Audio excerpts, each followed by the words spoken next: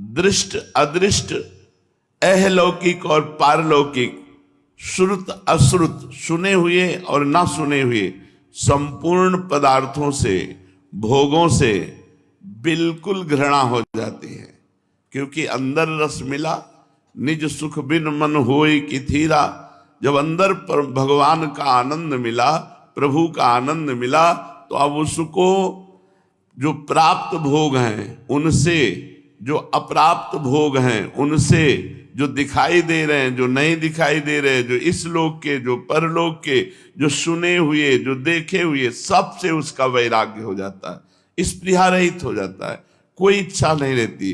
जब अंदर भगवद आनंद मिलता है तो बाहर के किसी भी भोग में उसकी कोई रति नहीं होती, उसको किसी भी पदार्थ की, भोग की किंचन मात्र भी परवाह नहीं रहती। उस समय वो सिद्ध योगी हो जाता है। अब ये योग कितने दिनों में सिद्ध होगा, या कितने महीनों में, या कितने वर्षों में, इस बात का निर्णय नहीं किया जा सकता। आपकी यदि प्रयत्नशीलता, वैराग्य जोर का है तो दिनों में हो जाएगा, शिथिल है तो वर्षों लगेगा, प्रमादी हो तो जन्मों लगेगा। इसमें आपके ऊपर है कि आपके संसार की भोग प्रियता कितनी जल्दी नष्ट होती, बस यही योग है। संसार के किसी भोग में चित्त ना जाए। रुपए पैसे में जाता है भोगों के कारण, क्योंकि रुपए पैसे से भोग प्राप्त होते हैं और भोगों से शरीर को सुख मिलता है। और जिसका शरीर से ही अपनापन खत्म हो गया है, चित्त निरंतर परमात्मा में, भगवान में तल्लीन है, वो सिद्ध योगी हो जाता है। मन में किसी वस्तु, व्यक्ति, परिस्थिति आदि का चिंतन ही ना होना, देखो योग सिद्धि का क्या स्वरूप है। मन में किसी वस्तु, व्यक्ति, परिस्थिति आदि का चिंतन ही ना होना, प्रत्युत मन प्रभु में तल्लीन है, केवल प्रभु में। इस प्रकार प्रभु में ही मन लगा रहने से जो साधक है उसकी वासना, कामना, आशा, तृष्णा ये सर्वथा नष्ट हो जाती है। क्या आनंद होगा जिस हृदय में प्रभु का स्वरूप प्रकाशित है, कोई कामना नहीं, कोई स्पृहा नहीं, कोई इच्छा नहीं, कोई वासना नहीं।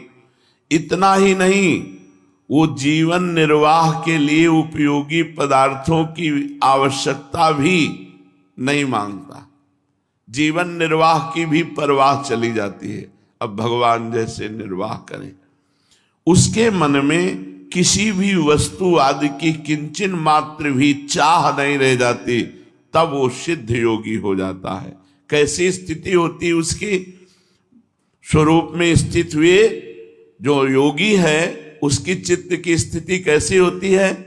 बोले यथा दीपो निवातस्थो निंगते सोपमा स्मृता योगिनो यत चित्तस्य युञ्जतो योगमात्मनः।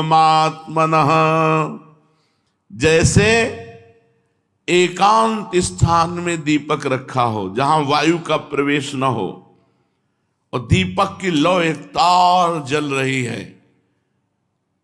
यथा दीपो निवातस्थो, योगी का अभ्यास करते हुए चित्त ऐसे प्रभु में लग जाता है जैसे एकांत स्थान में रखा हुआ दीपक जहां हवा प्रवेश न कर सके, एक लौ, ऐसे उसकी भगवान में स्थिति होती है योगी की, निरंतर भगवदाकार वृत्ति।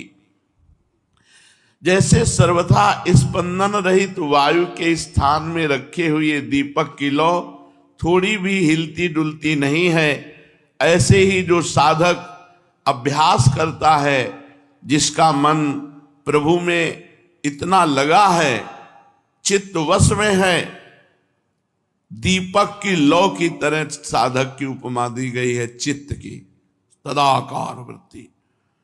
तात्पर्य कि उस साधक के चित्त स्वरूप में ऐसा लगा रहता है, प्रभु में ऐसा लगा रहता है कि उसे प्रभु के सिवाय और दूसरा कुछ चिंतन भी नहीं होता। कोई भी स्थान वायु से सर्वथा रहित नहीं होता, वायु सर्वत्र रहती है, पर कहीं वायु स्पंदन रूप में रहती है और कहीं निस्पंदन रूप में रहती है। तो जैसे कांच रख दिया जाए तो वायु तो अंदर है पर स्पंदन युक्त नहीं है, निस्पंदन है, वो हिला नहीं सकती दीपक की लौ को, वायु का अभाव नहीं है। इसी प्रकार माया का अभाव नहीं है, कहीं सर्वत्र माया है, पर माया रहित चित्त है। वो सदैव भगवान में दीपक की लौ की भांति प्रकाशमान ज्ञान का प्रकाश है। कोई भी माया का आकर्षण नहीं, एकमात्र भगवान का चिंतन। जैसे स्पंदन रहित वायु के स्थान में स्थित दीपक की लौ चेष्टा रहित हिलती डुलती नहीं है, ऐसे ही साधक जो अभ्यास करके अपने चित्त को वश में करके प्रभु में स्थित किए हुए है, उस साधक की ऐसी स्थिति होती सिद्ध पुरुष की। यत्रो परमते चित्तम निरुद्धम योग सेवया, यत्र चैवात्मनात्मानं पश्यन्नात्मनि तुष्यति।